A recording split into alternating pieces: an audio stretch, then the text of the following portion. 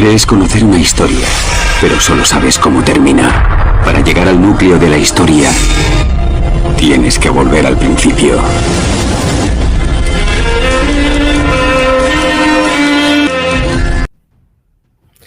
Buenas tardes y bienvenidos al segundo vídeo de quién es el Dios del apóstol Pablo.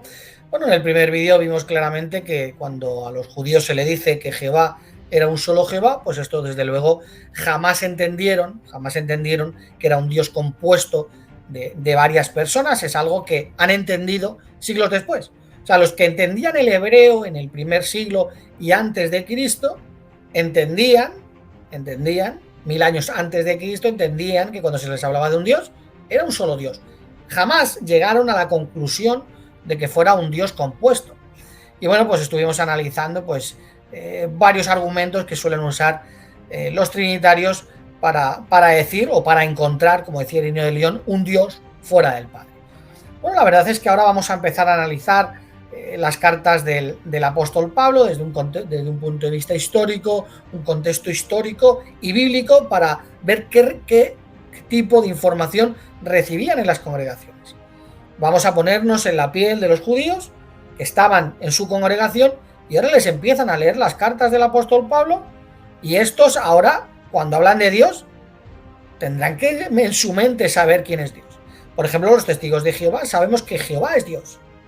Por ejemplo, el trinitario, aunque realmente solo cree en Jesús como Dios, cuando hablan de Dios piensan Jesús, pero cuando tienen que defender ese Dios compuesto para poder meter a Jesús, pues sí hablan de un Dios compuesto de 3 personas. El unicitario cree que Jesucristo es el único Dios de la Biblia. Por lo tanto, vamos a ver si algo cambió en las congregaciones cristianas y si es verdad que en las cartas del apóstol Pablo, que se escribieron en un transcurso de unos 14 años, pues encontramos claramente, de manera clara, donde se identifique que hay un Dios compuesto, o que es el propio Jesús, o que sigue siendo un solo Dios, el Padre, que nosotros creemos que es Jehová Dios. Bueno, aquí en la foto podemos ver los 3 viajes misionales que tuvo el apóstol Pablo durante su ministerio, que realizó. Y bueno, la verdad es que cuando analizamos estos viajes misionales, pues más o menos podemos deducir dónde se escribió cada carta y en qué periodo, ¿no? En el primer viaje, como podéis ver aquí, vienen los textos, pues Pablo se detuvo en Chipre, llegó luego hasta Asia Menor. En el segundo también podemos ver en estos textos, pues se dice que llegó hasta Macedonia y a Grecia, incluso luego pues es donde se paró en el Areópago. Y en el tercer viaje pues vemos que estuvo 3 años predicando en Éfeso y luego se marchó a Macedonia y Grecia, y a partir del año 61 pues Pablo es encarcelado por primera vez bajo arresto domiciliario en Roma, y luego una segunda vez, que es posiblemente poquito antes de su muerte. Bueno, la verdad es que el contexto histórico es muy evidente. Hay muchas pruebas contundentes de un marco histórico. Por ejemplo, aquí en esta fotografía, esta es en Damasco, la calle, esta era la calle que se llamaba la calle recta, donde llevaron a Pablo cuando se le presentó Jesucristo y se quedó ciego. Pues todavía existe, todavía se conoce.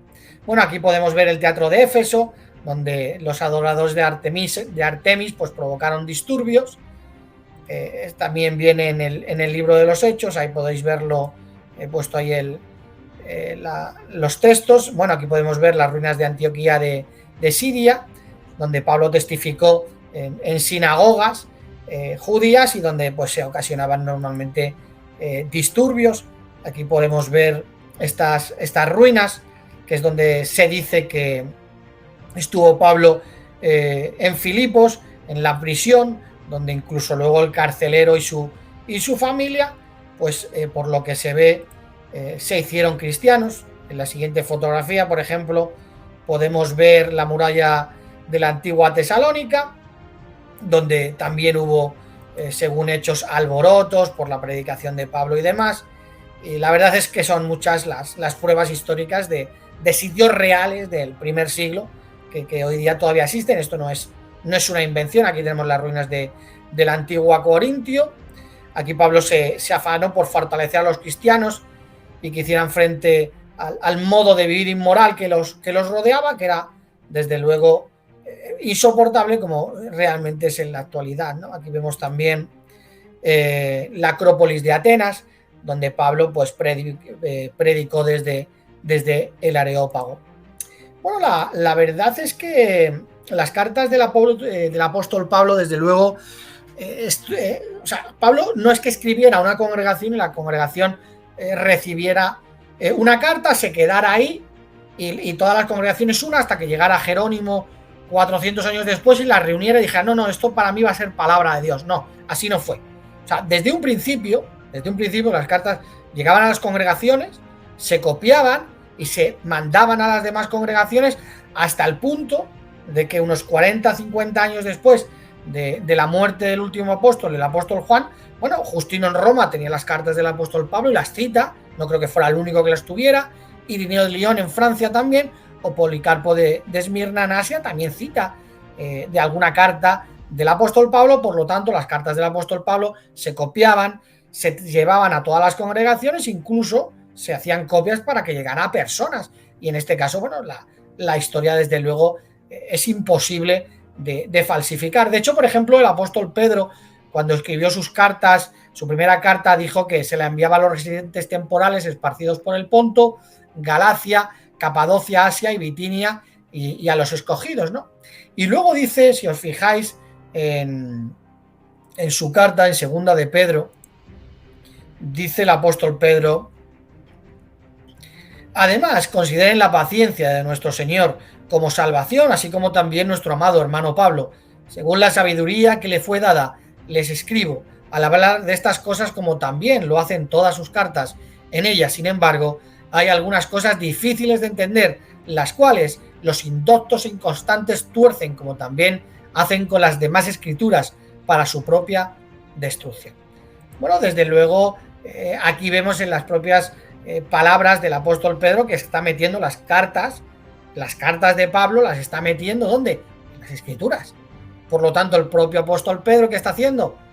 Está poniendo un sello de que las cartas realmente pertenecen al canon bíblico, ¿no? Y dice que las personas estaban intentando torcerlas, y luego veremos en el siglo II, desde luego, como decía Irineo de Lyon, que los marcionistas, al igual que en la actualidad, por ejemplo, los mormones, decían que había más cartas, que se habían corrompido y muchas otras cuestiones para atacar las cartas del apóstol Pablo, sobre todo en cosas que no les cuadraba o no entendían, ¿no? Bueno, la verdad es que la historia de las cartas del apóstol Pablo, aquí tenemos el documento muratoriano. Bueno, pues aquí vemos que estaban todas las cartas del apóstol Pablo, no falta absolutamente ninguna. Es verdad que falta la carta de los hebreos, pero tenemos que entender que este documento nos ha llegado sin el principio y sin el final. Sin embargo, tenemos otros documentos, otros papiros del siglo II, donde justo sí viene la carta de los hebreos, y además luego, por ejemplo, Justino Mártir y otros muchos citan de la carta de los hebreos. Por lo tanto, la carta de los hebreos es una carta considerada dentro del canon bíblico, y de hecho el propio apóstol Pedro, desde luego, con su forma de escribir, pues nos está diciendo que formaban parte de las escrituras. Bueno, pues ahora vamos a analizar la primera y la segunda carta y su contexto.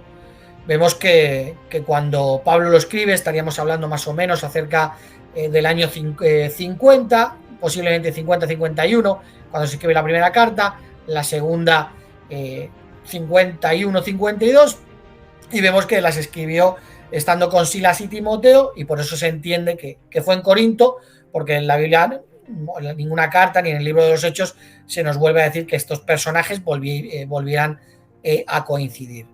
Y bueno, la verdad es que cuando escribe a estas congregaciones, pues vemos que estaban sufriendo mucha persecución. Incluso Pablo dice que estuvo predicando en sinagogas, y es cierto que muchas personas se hacían cristianas. Por lo tanto, Pablo, viendo la persecución y muchos otros problemas, pues empieza a escribir cartas, ¿no? Y en este caso, posiblemente, yo creo que prácticamente todo el mundo acepta que primera y segunda de Tesalonicenses son las primeras cartas que escribe el apóstol Pablo.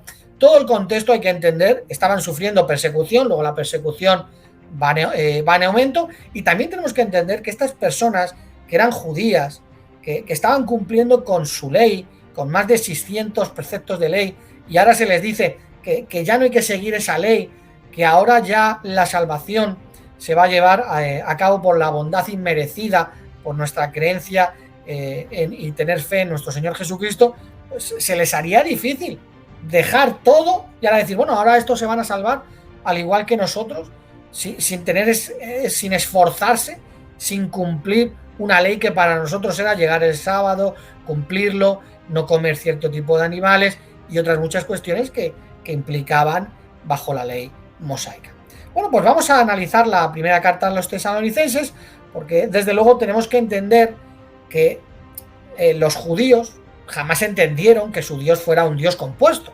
Posiblemente ahora es donde Pablo tendría que mostrar mediante una tradición que desde luego los apóstoles tenían que haber llevado hasta que empezaron a escribir los evangelios y las cartas, de que realmente se enseñó que Jesucristo formaba parte de ese Dios.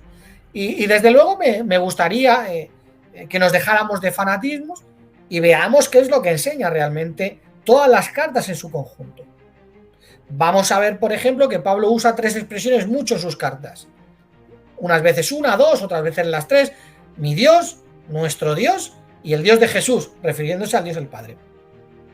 Por lo tanto, si Dios es un Dios compuesto, Pablo, cuando hable de Dios, hablará de Dios compuesto. Si, como dicen los unicitarios, Jesús es Dios, cuando Pablo hable de Jesús, hablará como Dios, olvidándose, evidentemente, de Dios el Padre. El Dios el Padre no puede aparecer en las cartas, porque ya estaría hablando de Jesús. Desde luego los trinitarios tienen que aceptar por obligación su Dios compuesto, porque ellos realmente creen, o sea, el trinitario cree que Jesús es Dios. O sea, realmente no creen ni en el Padre ni en el Espíritu Santo. Sin embargo, tienen una herencia del Concilio de Nicea donde se les obliga a creer en un grupo de 3 cuando ellos realmente rechazan al Padre. Pero bueno, vamos a analizar las cartas. Vamos a empezar con la primera carta a los tesalonicenses. Bueno, la verdad es que a Pablo en Hechos 22:14 se le dice que el Dios de nuestros antepasados te ha escogido para que llegues a conocer su voluntad y veas al justo y oigas la voz de su boca. Bueno, la verdad es que vamos a empezar ya analizando las cartas, porque se dice que fue el Dios de sus antepasados el que le eligió, y la verdad es que la Biblia siempre habla del Dios de nuestros antepasados como el Dios que ungió a Jesús. Pero bueno, vamos a analizarlo. Empieza Pablo escribiendo: Pablo y Silvano y Timoteo a la congregación de los tesalonicenses en unión con Dios el Padre y el Señor Jesucristo, que tengan ustedes bondad inmerecida y paz. Bueno, Pablo empieza mostrando que Dios es el Padre, por lo que no vemos que se dirija a Dios como una unidad compuesta, sino como el Padre. No tiene que decir Dios el Padre, Dios el Hijo y Dios el Espíritu Santo, cuestión que no va a decir nunca, sino el Padre, el Hijo y el Espíritu Santo en todo caso. Sin embargo, Pablo empieza diciendo Dios el Padre. Luego dice: siempre damos gracias a Dios. ¿Qué Dios? Jesús el compuesto o a Jehová Dios el Padre. Desde luego acaba de decir que Dios es el Padre, y cuando los judíos estaban escuchando esa carta, desde luego estaban entendiendo eso. Sigue diciendo el 3: porque incesantemente tenemos presente su fiel obra y su amorosa labor y su aguante debido a su esperanza en nuestro Señor Jesucristo delante de nuestro Dios y Padre. Pablo le está diciendo a los tesalonicenses nuestro Dios y Padre. Por lo tanto, si tú eres un judío que estás allí recibiendo una carta, ¿quién entiendes que es nuestro Dios y Padre? Y si desde luego lo unes al Antiguo Testamento, ¿qué estás entendiendo? Que nuestro Dios y Padre, ¿quién es? Es el Dios del Antiguo Testamento, ese único Dios, ese único Jehová. Pero vamos a analizar todas sus cartas y vamos a salir de dudas. Sigue diciendo: porque incesantemente tenemos presente su fiel obra y su amorosa labor y su aguante debido a su esperanza en nuestro Señor Jesucristo delante de nuestro Dios y Padre, que es lo que acabo de leer, ¿no? Porque sabemos, hermanos amados por Dios, que Él los escogió a ustedes. Evidentemente, ¿quién los escogió? Está diciendo nuestro Dios y Padre, no un Dios compuesto. Pablo diferencia a nuestro Señor Jesucristo y nuestro Dios y Padre, por lo que Jesús, desde luego, no forma parte de ningún Dios compuesto delante de nuestro Dios y Padre. Y dice que Él, o sea, el Padre, los escogió. O sea, Dios es el que los escoge y está haciendo referencia al Padre. Dice el 9, porque ellos mismos siguen informando acerca de la manera como primero estamos entre ustedes y como ustedes se volvieron de sus ídolos a Dios para servir como esclavos a un Dios vivo y verdadero. Está diciendo un Dios verdadero, que dice Juan 17:3, que Jesús que le dijo a Jehová, tú, al Padre, el único Dios verdadero, un Dios vivo y verdadero. Y sigue diciendo, y para esperar de los cielos a su Hijo, o sea, ese Dios vivo y verdadero, luego dice, y para esperar a su Hijo, o sea, ¿a quién hace referencia ese Dios vivo y verdadero? Evidentemente está haciendo referencia al Padre, a quien Él levantó de entre los muertos. Él es ese Dios vivo y verdadero del versículo 9. Yo creo que desde luego Pablo de momento, si fuera trinitario, no está enseñando, no está transmitiendo una idea de manera correcta. Y desde luego cuando analicemos todas sus cartas vamos a ver que desde luego Pablo sigue con una corriente bíblica exacta diciendo que solo nuestro Dios es el Padre. Bueno, en el capítulo 2 dice, sin duda ustedes mismos saben, hermanos, cómo nuestra visita a ustedes no ha quedado sin resultados, sino que después de primero haber sufrido y de haber sido tratados insolentemente, como ustedes lo saben en Filipos, cobramos de nuevo por medio de nuestro Dios. ¿Qué Dios? Evidentemente el Padre, para hablarles las buenas nuevas de Dios con mucho luchar. Y luego, bueno, pues sigue hablando de Dios, de las pruebas que tuvieron que aguantar. Y desde luego ese Dios, ¿quién es? Está diciendo que es el Padre. ¿Qué entendían cuando decía Dios? ¿Qué entendían? ¿Que era uno de los dioses dentro del Dios formado por tres? ¿O quién era Dios? Evidentemente está diciendo nuestro Dios, el Padre. Vamos a seguir analizando. Por ejemplo, sigue diciendo el 10, ustedes son testigos, Dios también lo es, de cuáles leales y justos e inculpables demostramos ser para con ustedes los creyentes. En armonía con eso, también saben que como un padre hace con sus hijos, nosotros seguimos exhortando a cada uno de ustedes y confortándolos y dándoles testimonio a fin de que siguieran andando de una manera digna, que los llama a su reino y gloria. Dice el 13, realmente por eso nosotros también incesantemente damos gracias a Dios, porque cuando ustedes recibieron la palabra de Dios que oyeron de parte de nosotros, la aceptaron no como palabra de hombres, sino como lo que verdaderamente es, como palabra de Dios. Luego dice el 3, y enviamos a Timoteo, nuestro hermano y ministro de Dios, en las buenas nuevas acerca de Cristo, para hacerlos firmes y consolarlos para el bien de su fe, para que nadie se dejara mover por estas tribulaciones, porque ustedes mismos saben que esto mismo estamos designados.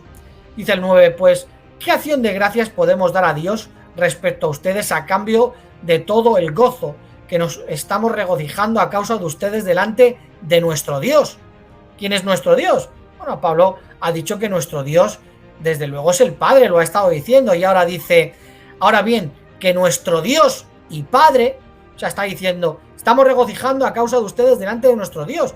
Ahora bien, que nuestro Dios y Padre, o sea, el Padre es nuestro Dios, y nuestro Señor Jesús, dirijan nuestro camino prósperamente a ustedes. Dice además que el Señor los haga aumentar, sí, que los haga abundar en amor unos para con otros y para con todos, así como nosotros también lo hacemos para con ustedes, a fin de que Él haga firmes sus corazones, inculpables en santidad, delante de nuestro Dios y Padre, al tiempo de la presencia de nuestro Señor Jesús con todos sus santos. Cuando habla de Dios, ¿qué dice? Nuestro Dios y Padre. ¿Y qué está diciendo cuando habla de Jesús? Nuestro Señor Jesús, ¿no? Bueno, ¿de verdad os pensáis, si nos pusiésemos en la piel de los tesalonicenses, que es verdad que Jesús es Dios? ¿O que Dios es un Dios compuesto de tres personas? Bueno, yo cuando oigo a Pablo decir, o leo a Pablo decir, nuestro Dios y Padre, desde luego, y separándolo sobre todo de Jesús, pues entiendo que Dios, el único Dios, es el Padre. Dice el capítulo 4, finalmente, hermanos, les solicitamos y exhortamos por el Señor Jesús, tal como ustedes recibieron de nosotros la instrucción acerca de cómo deben andar y agradar a Dios, tal como de hecho están andando, que sigan haciéndolo más plenamente. Porque ustedes saben las órdenes que le dimos por el Señor Jesús. Porque esto es la voluntad de Dios, la santificación de ustedes, que se abstengan de la fornicación.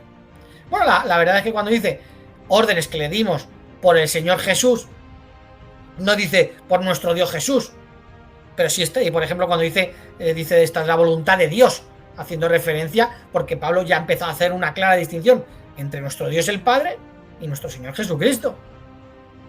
Luego dice el 14, porque si nuestra fe es que Jesús murió y volvió a levantarse, así también a los que se han dormido en la muerte, mediante Jesús, Dios los traerá.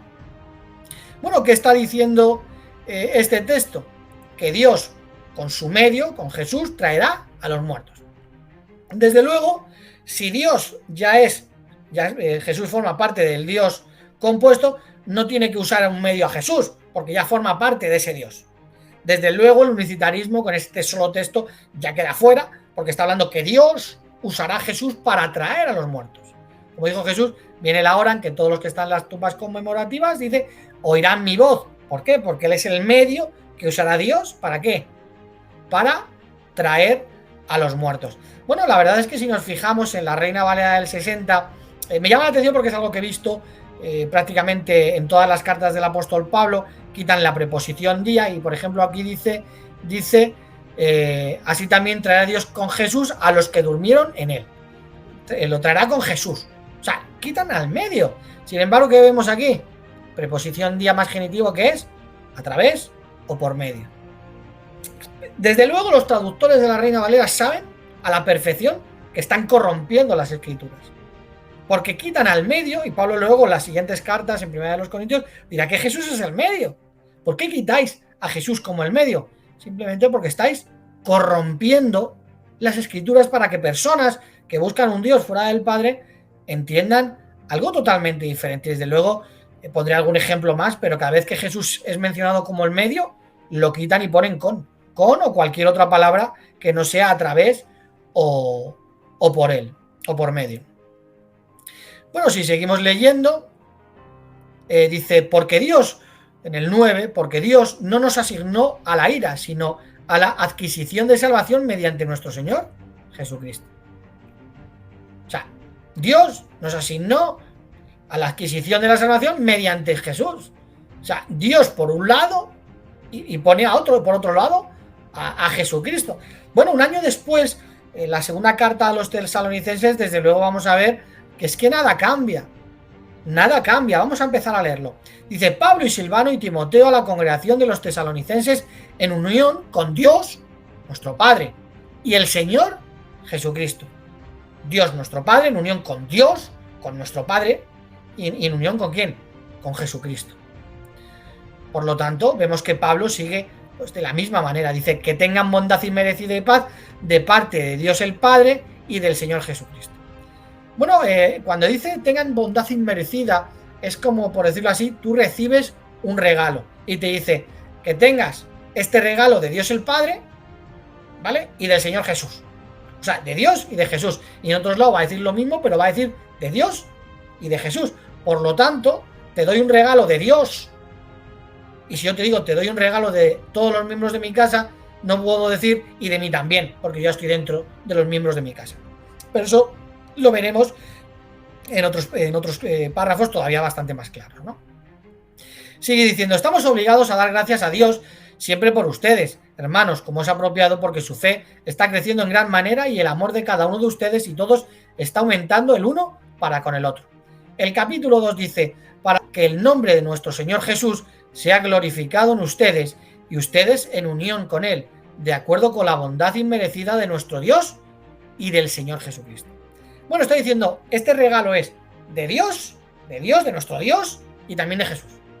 Si nuestro Dios es un Dios compuesto de 3 personas, o es el propio Jesucristo, ya Jesús te está dando un regalo, sería un regalo de Jesús, un regalo de nuestro Dios compuesto. No es necesario que digas y del Señor Jesucristo, no tiene ni pies ni cabeza, simplemente vemos que es algo que desde luego desacredita las cartas del apóstol Pablo si nos quería enseñar algún tipo de Dios trino. Dice el 16, además que nuestro Señor Jesucristo mismo y Dios nuestro Padre, que nos amó y dio consuelo eterno y buena esperanza por medio de la bondad inmerecida. Bueno, por lo tanto, desde luego es bastante evidente que en las 2 primeras cartas a los tesalonicenses, pues desde luego Pablo está hablando de nuestro Dios ¿Como quién? Como nuestro Dios, el Padre. Y en el Antiguo Testamento también se nos dice nuestro Dios haciendo referencia a Jehová. Por lo tanto, las dos primeras cartas, siendo sinceros, hemos visto algo que nos haga indicar que iban a enseñar algo que fuera en contra de lo que creían los judíos. Vemos claramente que no. Vemos claramente que no. Ireneo de León, por ejemplo, dice que tanto los apóstoles, profetas como el propio Jesucristo enseñaron a un Dios el Padre. ¿Ireneo miente en ese caso? No, porque de momento lo que estamos viendo es que solo Dios es el Padre. Y cuando analicemos otros versículos y otras cartas, nos va a quedar mucho más claro todavía, si es que queda solo con estas dos cartas, se ve claramente quién es el Dios, quién es el Dios de la Biblia, nos va a quedar todavía mucho más claro que el único Dios es el Padre, como dirá cuando, por ejemplo, escriba su primera carta a los Corintios. Por lo tanto, es de suma importancia que creamos a la Biblia, no a nuestro propio fanatismo, a lo que queremos creer nosotros porque lo hemos decidido, porque hemos decidido que nuestro Dios sea Jesús o nuestro Dios sea un Dios compuesto de personas, y que le creamos a la Biblia. Si ya no creemos esto, desde luego, cuando dice el propio Jesucristo a su Dios y Padre que la salvación solo se va a adquirir por conocerle a Él, el único Dios verdadero, desde luego va a ser muy difícil que no aceptando al único Dios verdadero podamos alcanzar la salvación. Bueno, pues hasta aquí el vídeo de hoy. Espero que dentro de lo posible pues os haya gustado. Un saludo a todos.